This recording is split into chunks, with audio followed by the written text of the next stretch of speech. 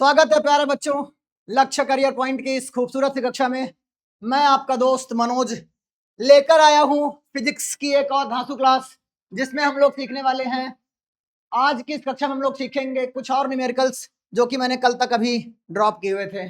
कल की क्लास में मैंने 3 सवाल करवा दिए थे और चौथे सवाल पे हमें डिस्कस करना था। तो ओवरऑल डिस्कशन का मतलब क्या था बच्चा, कि 3 क्लासेस तक में टाइम जो है चला गया था। अब हमारे पास चौथा क्वेश्चन बचा हुआ है, चौथा, पांचवा, छठवां और सातवां। ठीक है, तो शुरुआत करते हैं। अच्छा, एक मिनट, चौथा मैंने करवा दिया था, पांचवे से मुझे कराना था। माय बैड, हमने क्वेश्चन नंबर चौथा जो है सॉल्व कर लिया था। तो इसका मैंने आपसे होमवर्क में दिया था कि इसका आंसर मुझे आप बताइएगा। ठीक है, तो पहले इसको सॉल्व कर लेते हैं, फिर अपन आगे बात करेंगे। Calculate the charge on Fe2656 nucleus. ध्यान से सुनना बेटा, मैंने कल भी बताया था कि अगर बात करें एटम पे कितना चार्ज होता है, तो एटम पर जो आवेश होता है वो होता है बेटा जीरो। राइट, किसी भी कंप्लीट जो एटम होता है उस पर आवेश कितना होता है बेटा, जीरो होता है। और अगर बात करें न्यूक्लियस की, बात अपन करें अगर न्यूक्लियस की बात करें अगर अपन न्यूक्लियस की, तो इस पर आवेश क्या होता है बेटा, इस पर सर आवेश होता है, मैंने उस दिन बताया था, न्यूक्लियस पर आवेश होता है सर। अच्छा, न्यूक्लियस का मतलब क्या होता है बेटा, नाभिक पर, नाभिक पर आवेश। तो नाभिक पर आवेश होता है मेरे बच्चे plus Z E, plus Z ई। इसका मतलब क्या हुआ कि अगर कोई भी नाभिक है उस पर आवेश की बात होगी तो जेड का होता है, यहाँ पे जेड अपना होता है एटॉमिक नंबर, एटॉमिक नंबर। तो किसी भी एटॉमिक नंबर में अगर ई का मल्टीप्लाई कर देंगे तो वो अपने पास क्या देगा भाई, उस पूरे नाभिक पर आवेश की वैल्यू दे देगा, आवेश का मान दे देगा। ओके, फिर आगे बढ़े। अगर मुझे आवेश निकालना हो Q इज इक्वल टू, तो यहाँ पे कितना करेंगे sir, Z E plus Z E. Mean से कितना हो जाएगा, प्लस जेड का मतलब है 26 और ई का मतलब कितना होता है बेटा 1.6 10⁻⁻19। अब अगर इसे अपन सॉल्व करें, what the answer will come out to be, इसका आंसर हो जाएगा सर 16 छक्के 96, हासिल लग गया 9, 16 दूना 32 और 9 41। एक पे डेसिमल लगा दिया, 10 की घातें कितनी हो गई सर, माइनस का 19। लेकिन मास्टर हम ऐसे मानेंगे नहीं, हमें कहाँ लाना होगा, दशमलव को ऐसी जगह लाना है जहां से उसके बाईं तरफ सिर्फ एक डिजिट हो। ठीक है बेटा, ओके। तो हम क्या करेंगे सर, डेसिमल को यहाँ लाएंगे। और कल ही हमने सीखा था, अगर दाहिने से बाएं ला रहे हैं दशमलव तो फिर हमें घात जोड़ना पड़ेगा, और अगर बाएं से दाहिने ले जा रहे हैं तो हमें घात घटानी पड़ेगी। यहां हम क्या कर रहे हैं बेटा, दाहिने से बाएं ले जा रहे हैं, माने 4.16, 4.16, 10 की घातें -19 प्लस 1। क्यों किया हमने ऐसा, क्योंकि दाहिने से बाएं जा रहे थे। तो वैल्यू कितनी हो जाएगी सर, 4.16, 10 की घातें -18। यही क्या है आपका रिक्वायर्ड आंसर, मैच करा लीजिएगा कूलाम में। यही आपका क्या है बेटा, रिक्वायर्ड आंसर है। तो मैच करा के बताना जिन जिन लोगों का सही था, कमेंट सेक्शन में आके जवाब देते जाना। अब अपन चलते हैं अगले प्रश्न पर, क्वेश्चन नंबर 5वां। बहुत ही प्यारा प्रश्न है, यहां से आपको बहुत कुछ सीखने को मिलेगा। क्वेश्चन क्या कह रहा है, पहले मैं इसको इरेज कर देता हूं, फिर अपन देखते हैं इसके क्वेश्चंस को क्या ये पूछ रहा है। क्वेश्चन कह रहा बेटा, डिटरमाइन द टोटल चार्ज, कुल आवेश का निर्धारण कीजिए, कुल आवेश ज्ञात कीजिए। डिटरमाइन द टोटल चार्ज, कुल आवेश का निर्धारण कीजिए on 75 kg of electrons, 75 kilogram electrons पर कुल आवेशों का निर्धारण आपको करना है, कुल आवेशों का निर्धारण आपको करना है 75 किलोग्राम इलेक्ट्रॉन पर, माने 75 किलोग्राम टोटल इलेक्ट्रॉन्स हैं। तो इस पे आपको क्या करना है, टोटल चार्ज की वैल्यू ज्ञात करनी है। देखो बेटा, मैंने शुरुआत में अगर आपको बताया था कि भाई जो आवेश होता है, अगर हमें आवेश निकालना है। तो इसका मतलब है हमें क्या निकालना होगा, इलेक्ट्रॉनों की संख्या निकालनी होगी, इलेक्ट्रॉनों की संख्या निकालनी होगी सर। यहां संख्या तो दी नहीं गई है, केवल इलेक्ट्रॉनों का क्या दिया गया है सर, यहां दिया है इलेक्ट्रॉनों का द्रव्यमान, 75 किलोग्राम द्रव्यमान है इलेक्ट्रॉनों का। तो इस क्वेश्चन को कैसे टैकल करेंगे, इसके लिए एक तरीका समझिए। अगर कभी ऐसा आ जाए, इन केस मैं बोलूं आपसे कि भाई एक पत्थर का जो वजन है ना, एक पत्थर का द्रव्यमान कितना है, 10 किलोग्राम। एक कोई पत्थर है बेटा, अब मैं इसका तरीका बता रहा हूं कैसे करेंगे। एक कोई पत्थर है जिसका द्रव्यमान कितना है बेटा, 10 किलोग्राम, और आपसे कहा जाए कुल 1000 किलोग्राम पत्थर हैं। कुल कितना है बेटा, 1000। अब बताओ, अगर एक पत्थर का द्रव्यमान 10 किलोग्राम है तो टोटल 1000 किलोग्राम में कितने पत्थर आने वाले हैं, कितने पत्थर। तो भाई बेसिक सी बात है, हम एक के द्रव्यमान से भाग कर देंगे, एक के द्रव्यमान से भाग कर देंगे, आंसर आ जाएगा 100 पत्थर। आंसर अपना कितना आ जाएगा, 100 पत्थर। 100 पत्थर आपका क्या आ जाएगा बेटा, आंसर आ जाएगा। यानी कहने का अर्थ यह हुआ, जब भी आपको कुल द्रव्यमान दिया हो और एक का द्रव्यमान पता हो, कुल द्रव्यमान दिया हो, एक का द्रव्यमान पता हो, और हमें संख्या निकालनी हो, तो बेटा संख्या के लिए क्या करते हैं, संख्या के लिए करेंगे कुल द्रव्यमान बटा में एक का द्रव्यमान।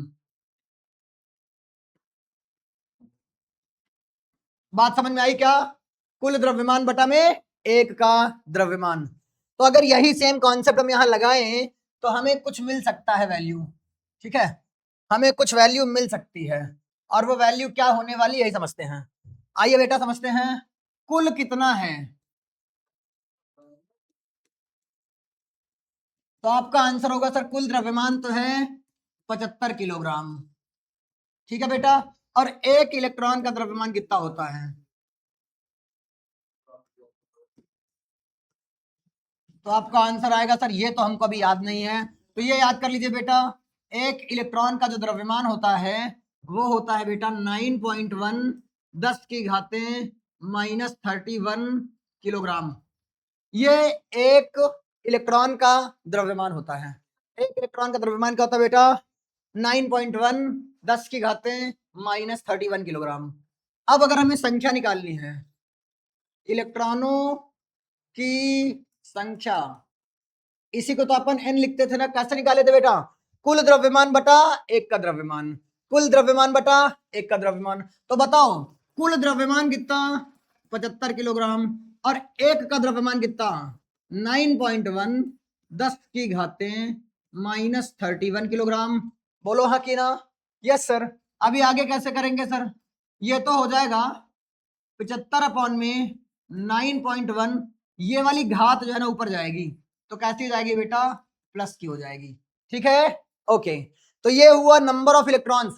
आपसे क्या पूछा था, डिटरमाइन द टोटल चार्ज, यानी कुल आवेश का मान ज्ञात कीजिए,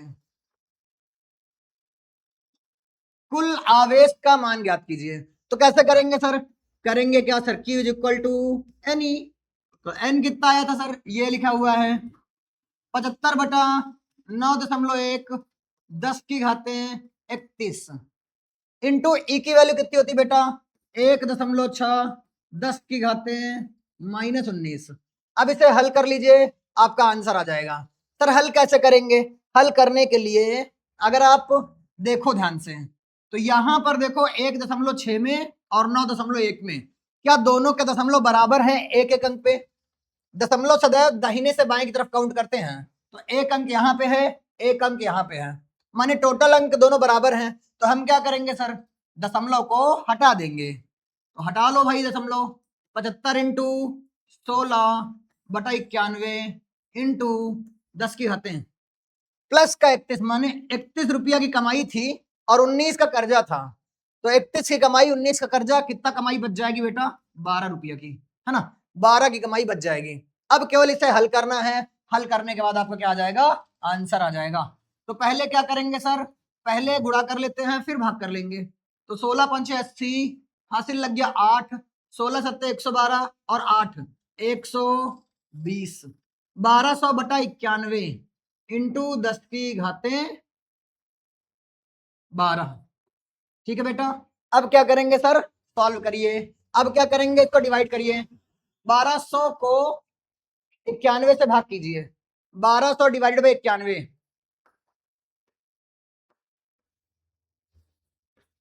91 दूना 182 होगा, लेकिन 120 तो दुगने से भी कम है, यानी कितने बार ले जाएंगे बेटा, एक बार।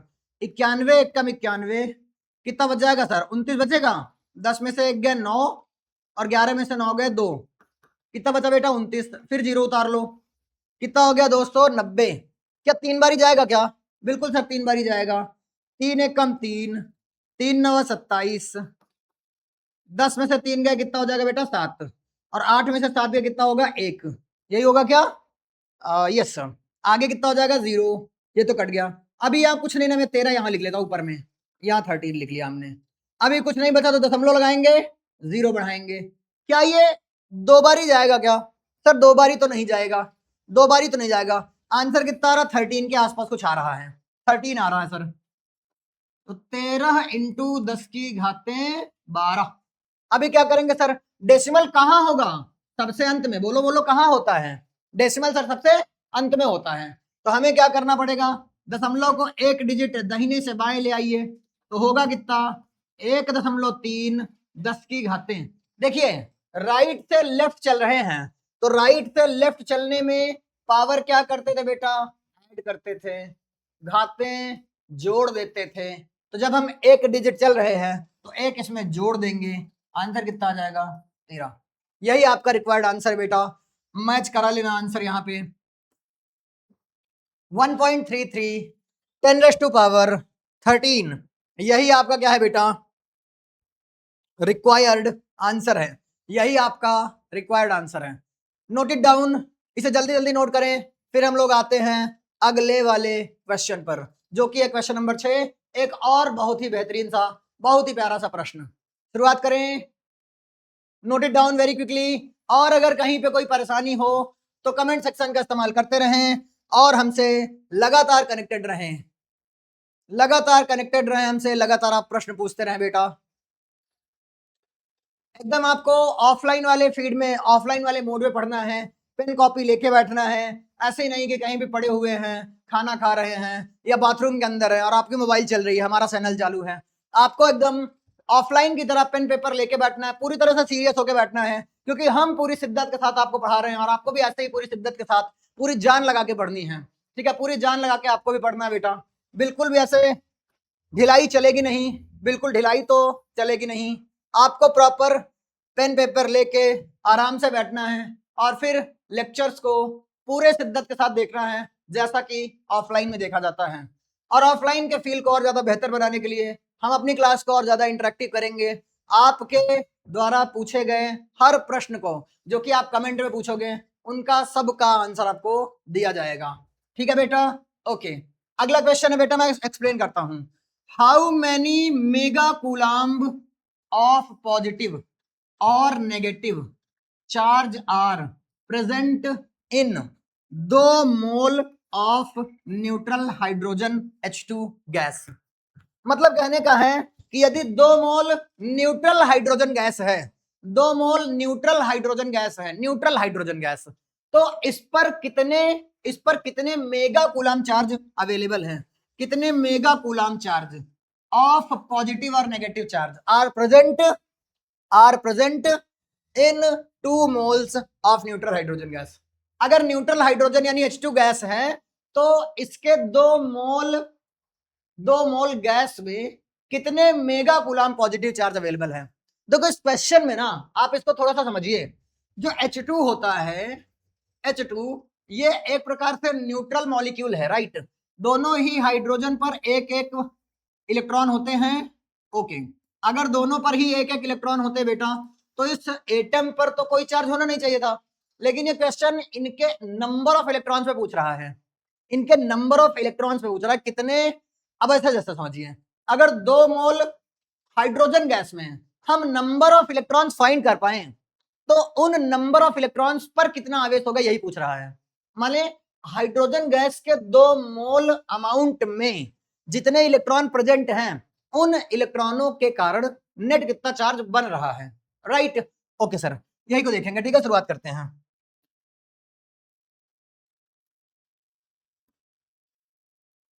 तो सबसे पहले तो अपन देखते हैं भाई कि 2 मोल हाइड्रोजन में कितने मॉलिक्यूल्स होंगे हाइड्रोजन के। अब हमें पता है 1 मोल में टोटल कितने मॉलिक्यूल्स होते हैं बेटा, आंसर होगा सर एवोगैड्रो नंबर के इक्वल 6.023 10⁻23 मॉलिक्यूल्स।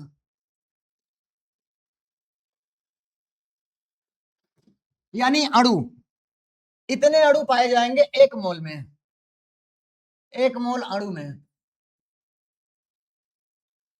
1 मोल एनटीपी पे होता है ना, एनटीपी पे, नेचुरल क्या नॉर्मल टेम्परेचर, ये बेटा किस पे होता है, एनटीपी पे।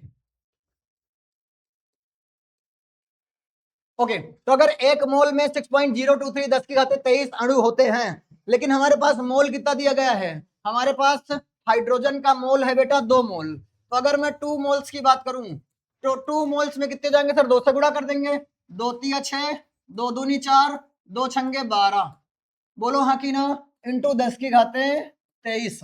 इतने टोटल अणु हैं अपने पास।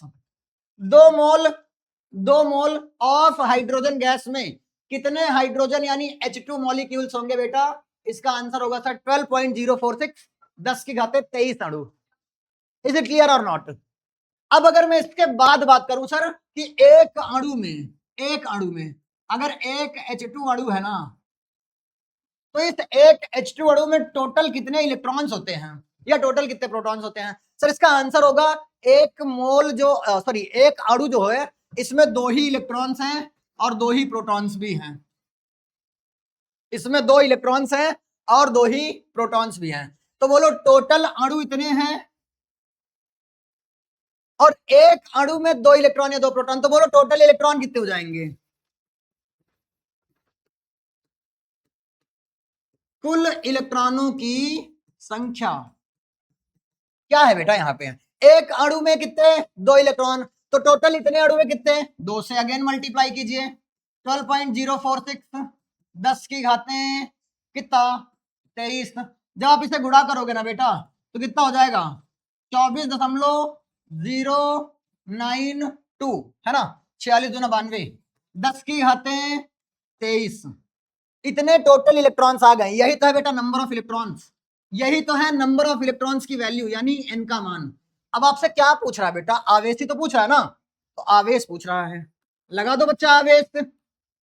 Q is equal to sir कितना होता है एनी, n का मान कितना आया है सर 24.092 10 के घाते 23, 24.092 10 की घाते 23 इंटू ई की वैल्यू कितनी है सर 1.6 10 की घाते -19। बोलो हाँ कि ना, यस सर। अब आगे क्या करेंगे सर, मल्टीप्लाई करना है, गुणा कीजिए, 16 का गुणा, 16 दूना 32 की 2 हासिल लग गया 3, 16 नवा 144 और 3 147, हासिल कितना लग गया सर, हासिल लग गया होगा सर 14। तो 16 0 0 14 की 4 कैरी कितना बचा है 1, 16 चौके 64 1 65 की 5 हासिल लग गया 6, 16 दूना 32 और 6 सर 38। अब बोलो टोटल कितने अंक पे दशमलव, 3 इधर का है 1 इधर का, 4 अंक पे 1 2 3 4, 38.5472 इंटू 10 की घाते, सर ये प्लस का 23 था, ये -19 है, तो 23 में से 19 घटेगा कितना आएगा सर, आंसर आएगा सर 4।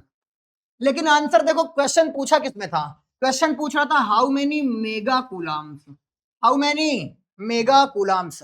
तो मेगा कूलाम के लिए क्या करते हैं सर, इस बात को समझना, क्योंकि 1 मेगा कूलाम बराबर होता है 1 मेगा कूलाम बराबर होता है 10 की घाते 6 कूलाम। 1 मेगा कूलाम बराबर क्या होता है बेटा 10 की घाते 6 कूलाम। यानी मुझे कैसे करना पड़ेगा सर, मुझे करना ये पड़ेगा कि 10 की घाते 6 से भाग कर दो, 10 की घाते 6 से भाग कर दो तो आंसर किसमें आ जाएगा, मेगा कूलाम में आ जाएगा। यानी मैं ऐसा बोलूं तो जो आवेश है ना बेटा Q बराबर, इस बात को ना थोड़ा सा आसान करने के लिए ऐसा लिख लेते हैं, 2 डिजिट यहां ला लो, 2 डिजिट राइट से लेफ्ट ला लो, और जब दाहिने से बाएं चलेंगे जब दाहिने से बाएं चलेंगे तो आंसर कैसा लाएंगे? आंसर हमें ऐड करना पड़ेगा पावर में, हमें पावर में ऐड करना पड़ेगा। तो कितना हो जाएगा? 0.385 472 472 10 की घातें। सर यहाँ 4 था लेकिन 2 डिजिट हम दाहिने से बाएं ले गए हैं, तो कितना करना पड़ेगा सर? 2 ऐड कर दो, यानी 4 और 2 6। लेकिन सर ये तो आंसर कूलाम में है, ये आंसर किसमें है? कूलाम में है। अगर हमें आंसर चाहिए मेगा कूलाम में तो क्या करेंगे सर? 0.385 472 10 की घातें 6, और इसी 10 की घातें 6 से हम क्या कर देंगे बेटा? भाग कर देंगे। 10 की घातें 6 से भाग कर दोगे तो आंसर किसमें आ जाएगा सर? आंसर आएगा आपका MC। आंसर किसमें आएगा बेटा? आपका MC, यानी मेगा कूलाम। Mega coulomb. 10 की घातें 6 से 10 की घातें 6 कैंसिल, तो आंसर कितना बचा अपना बेटा? 0.385 472 मेगा कूलाम। क्या ये बात यहां तक की क्लियर है बेटा? वेरी इजी क्वेश्चन, बस केवल आपको थोड़ा सा मोल के बारे में जानकारी होनी थी बस। Very easy question, it is one of the easiest question जो कि हमने अभी तक टैकल किया है। इज इट क्लियर टू और is it clear to everybody और नॉट? क्या ये चीज सबको क्लियर है? अगर हाँ तो हम आगे बढ़ते हैं, नोट डाउन कर लीजिएगा, हम आगे बढ़ते हैं अगले वाले प्रश्न पर। अगेन ये बहुत ही प्यारा, बहुत ही खूबसूरत, बहुत ही अच्छा कॉम्प्लेक्स क्वेश्चन है। ये एक बहुत ही प्यारा खूबसूरत सा कॉम्प्लेक्स सा क्वेश्चन है, इसकी अपन डिस्कशन करते हैं। आर यू रेडी बेटा? Okay, let us get started. पहले मैं इस क्वेश्चन को एक बार पढ़ के बता देता हूं, फिर हम लोग इस क्वेश्चन को टैकल करने पे आएंगे। क्वेश्चन लिखा है एस्टिमेट द, एस्टिमेट का मतलब होता है आकलन कीजिए, है ना? आकलन कीजिए या फिर आप इसका निर्धारण कीजिए। The total number of electrons, इलेक्ट्रॉनों की संख्या का निर्धारण कीजिए। निर्धारण करने का मतलब तो कैलकुलेट करना है सर, हमें तो कैलकुलेट करना है। Estimate the total number of electrons present in 100 gram of water, 100 gram of water. 100 ग्राम पानी में इलेक्ट्रॉनों की संख्या बतानी है। 100 ग्राम पानी में इलेक्ट्रॉनों की संख्या बतानी है। आगे क्या पूछ रहा है? हाउ मच, कितना, is the total negative charge carried by these electrons. तो पहले तो बेटा आपको क्या करना है? 100 ग्राम पानी में इलेक्ट्रॉनों की संख्या बतानी है, और इलेक्ट्रॉनों की संख्या बताने के बाद बेटा हमको यह बताना है कि इन टोटल इलेक्ट्रॉनों पर, इन टोटल इलेक्ट्रॉनों पर कितना चार्ज होगा, कितना चार्ज होगा ये भी बताना। तो यहाँ पर टोटल कितने क्वेश्चन है बेटा? 2 क्वेश्चन हैं। There are two beautiful questions. तो शुरुआत करते हैं। ओके, देखो सबसे पहली बात तो जब भी किसी पदार्थ को दे और उसमें नंबर ऑफ इलेक्ट्रॉन पूछा हो, लेकिन उसमें ना इन्होंने इसका सीधा सीधा मास दिया हो, जैसे यहाँ पे है, इन्होंने क्या दिया बेटा? इन्होंने यहाँ पर इसका द्रव्यमान दिया है। इन्होंने क्या दिया? इस पे द्रव्यमान दिया है।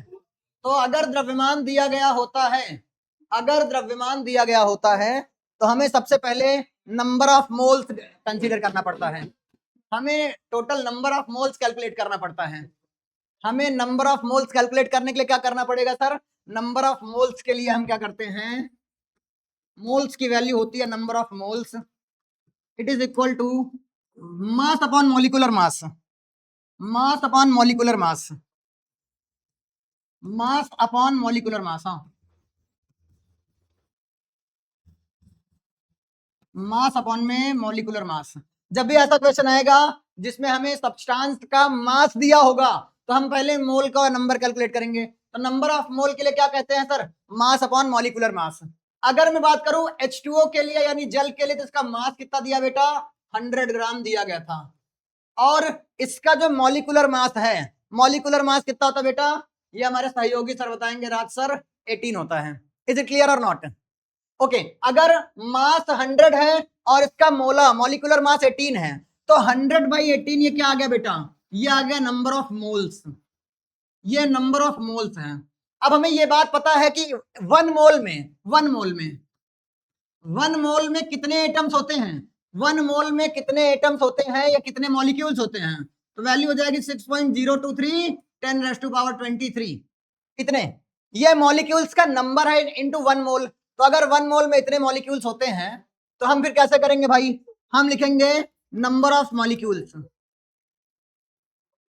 नंबर ऑफ मॉलिक्यूल्स, यानी कि अणुओं की संख्या,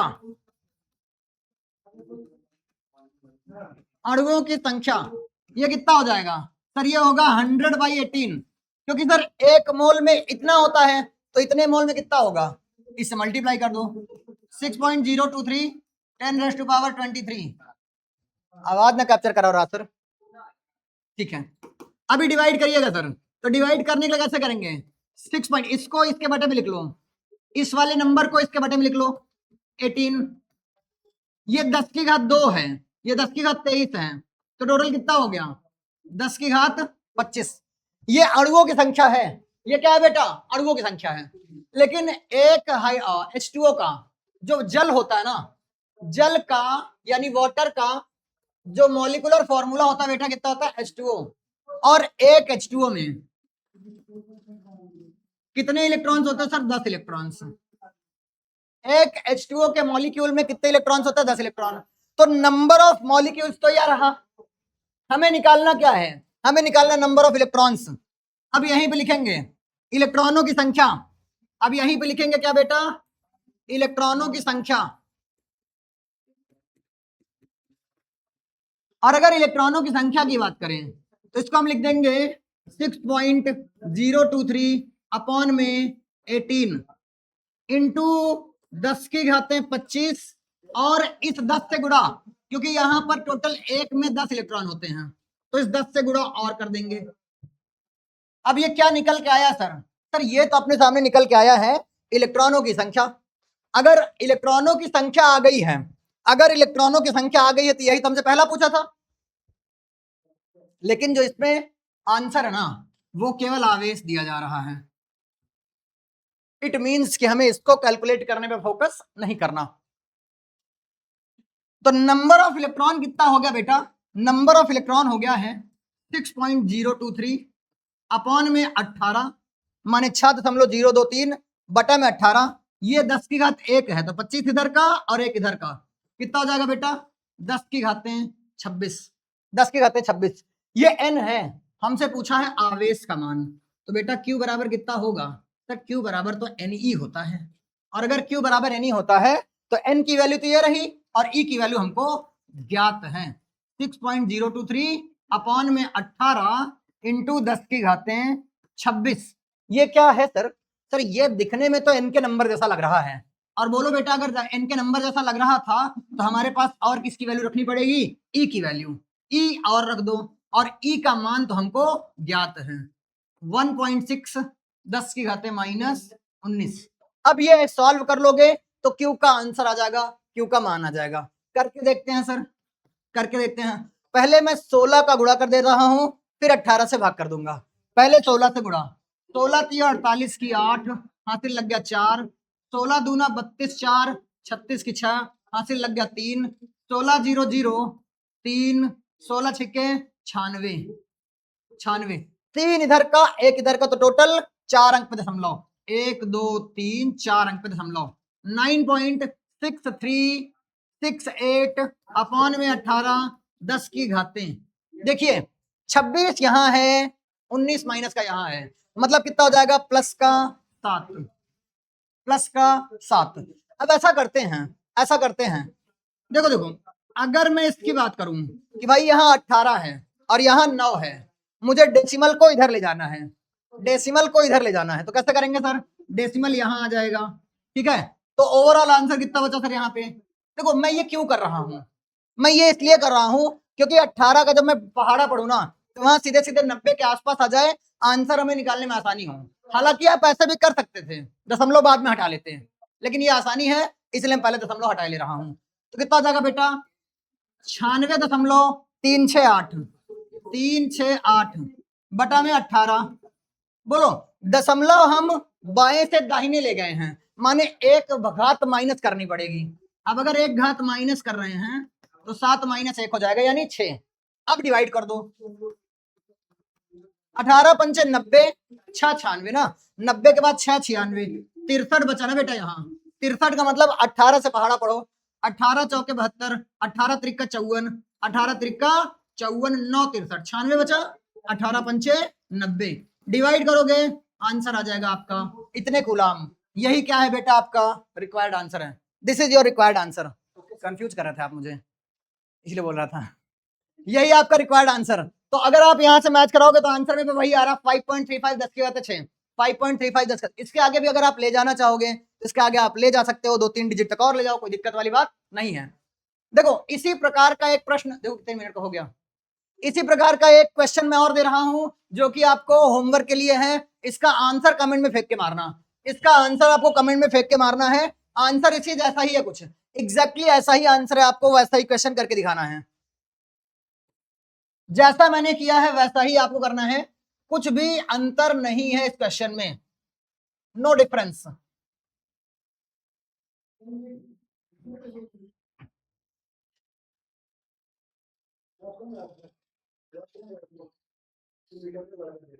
अच्छा इसको पहले आप नोट भी कर लीजिएगा, ठीक है, क्योंकि मैंने आई थिंक नोट करने का वक्त आपको दिया नहीं था।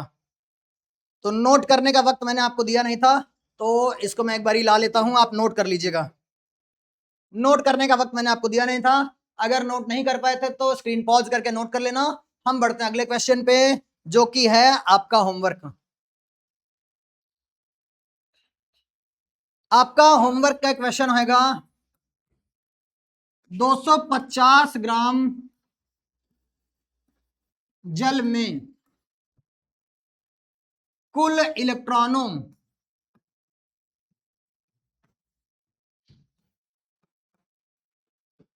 के द्वारा निर्मित आवेश, कुल इलेक्ट्रॉनों के द्वारा निर्मित आवेश का मान ज्ञात कीजिए।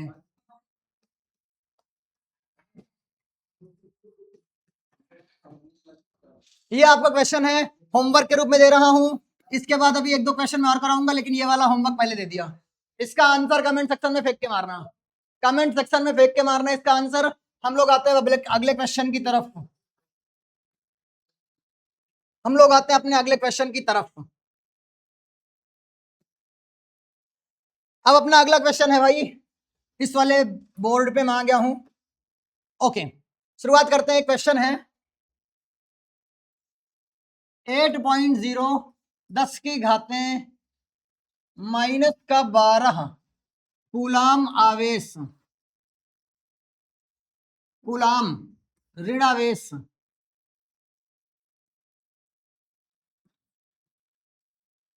8.0 10 की घातें -12 कूलाम ऋण आवेश कितने इलेक्ट्रॉनों से बनेगा? कितने इलेक्ट्रॉनों से बनेगा, ये आपका प्रश्न है। और अगेन एक वेरी इजी क्वेश्चन, मैं हिंट दे देता हूं, ये भी आप लोग खुद से सॉल्व करोगे। हिंट इसका मैं दे रहा हूं। देखो जहां पर कूलाम लिखा है बेटा, वो तो किसका मान होगा सर? आवेश का मान। यानी आवेश Q इज इक्वल टू कितना है? 8.0 10 की घातें -12 कूलाम। ये Q का मान है। आपसे पूछ रहा है कितने इलेक्ट्रॉन, कितने इलेक्ट्रॉन।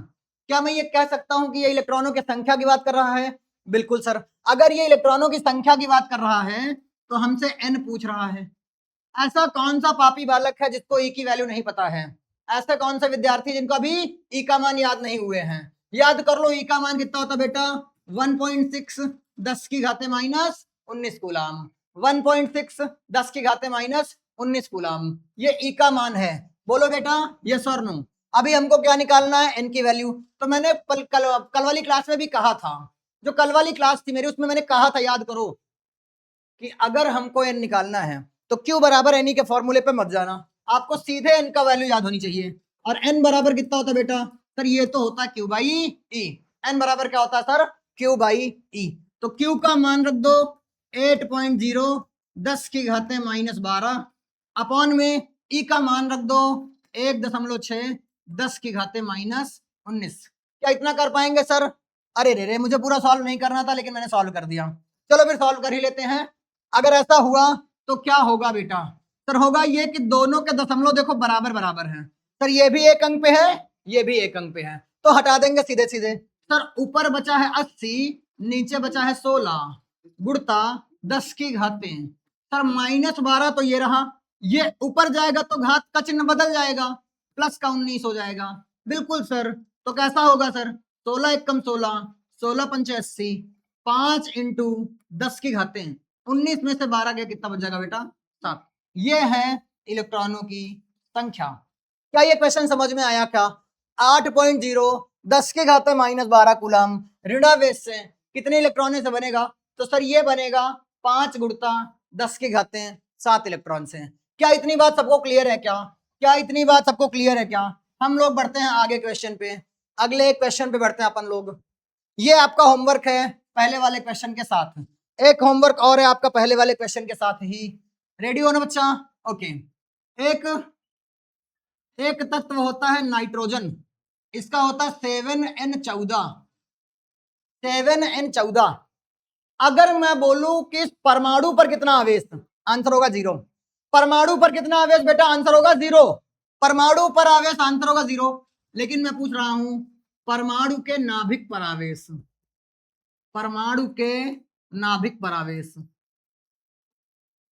नाभिक पर आवेश। क्वेश्चन का तरीका मैंने बताया था, नाभिक पर आवेश होता है sir Q is equal two plus ZE, और जहां पर Z क्या होता था सर?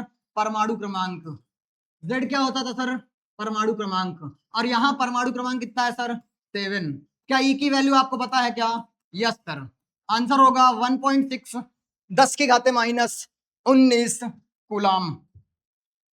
इसका आंसर भी आपको कमेंट में फेंक कर मारना है, इसका आंसर भी कमेंट में आप बताओगे, इसका आंसर भी आप कमेंट में बताओगे। अब आते हैं अपने अगले कॉन्सेप्ट पर। अगले कॉन्सेप्ट पर अपन आते हैं, अगले कॉन्सेप्ट पर आते हैं। हो गया? सच बताओ, अगले कॉन्सेप्ट पे आते हैं सर, थोड़ी देर और फिर अगले कॉन्सेप्ट पे आते हैं सर। एक अगला रूल है जो कि हम लोग पढ़ने वाले हैं, जिसको बोलते हैं कूलाम का नियम, जिसको अपन क्या बोलते हैं? कूलाम का नियम। 5 मिनट बचे, अभी मैं इसको थोड़ा सा बता दे रहा हूँ, इसको मैं एक सरसरी निगाह पे आपको बता दे रहा हूँ चीजों को। जब मैं अगली क्लास लेके आऊंगा तो यहीं से शुरू करेंगे। फिलहाल के लिए कूलाम के नियम पे हम थोड़ी थोड़ी बातें कर लेते हैं, कूलाम के नियम पे हम थोड़ी थोड़ी बातें कर लेते हैं।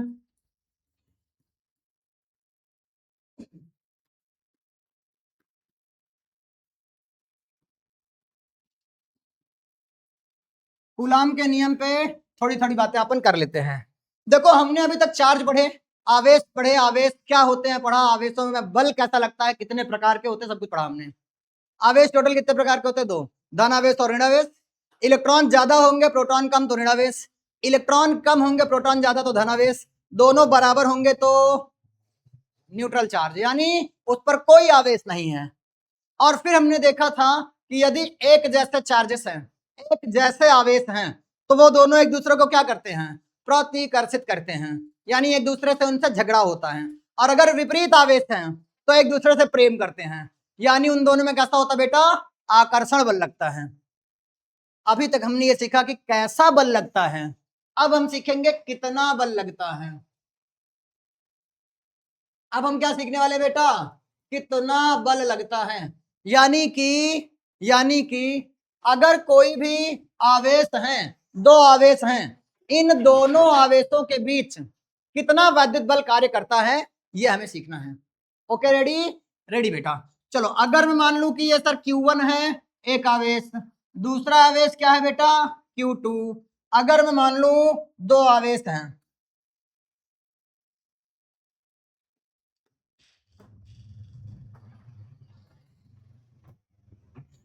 अगर मैं मान लूं बेटा यहां पर कितने 2 आवेश हैं,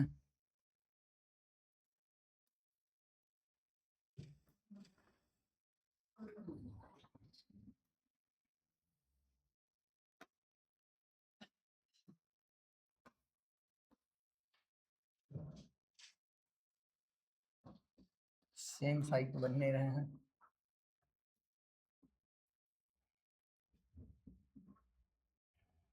चलो ये 2 आवेश हैं और इन दोनों के बीच की जो डिस्टेंस है वो अपन क्या मान रहे हैं बेटा? वो अपन मान रहे हैं r।